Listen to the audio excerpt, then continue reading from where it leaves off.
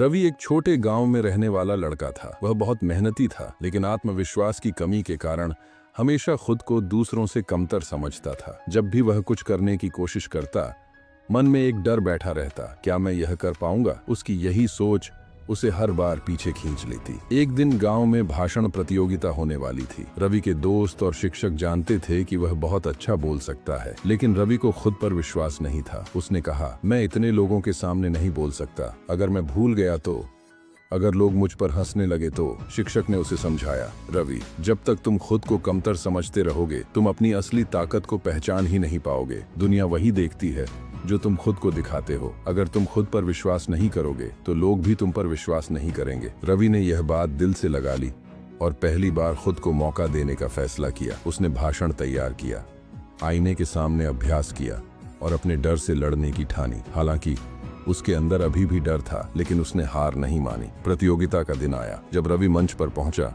तो उसके हाथ पैर कांप रहे थे, लेकिन उसने अपनी आंखें बंद की और खुद से कहा, मैं कर सकता हूं, मैं खुद को कभी कम नहीं समझूंगा। जैसे ही उसने बोलना शुरू किया, पहले थोड़ी घबराहट हुई, लेकिन धीरे धीरे आत्मविश्वास बढ़ता गया। पूरा हॉल तालियों से गूंज उठा। भाषण खत्म होते ही लोगों ने खड़े होकर उसकी सराहना की। उस दिन रवि को समझ आया कि डर सिर्फ हमारे मन का वहम है। अगर हम खुद को कमजोर समझेंगे तो दुनिया भी हमें वैसा ही देखेगी, लेकिन अगर हम खुद को काबिल मानेंगे तो कोई भी हमें रोक नहीं सकता। इसके बाद रवि ने कभी पीछे मुड़कर नहीं देखा। उसने जीवन में कई चुनौतियों का सामना किया और हर बार खुद को बेहतर साबित किया। अगर आप खुद को कम समझते हैं तो आप अपनी असली ताकत को पहचान ही नहीं पाएंगे। आत्मविश्वास ही सफलता की सबसे बड़ी कुंजी है। इस दुनिया में कोई भी परफेक्ट नहीं होता।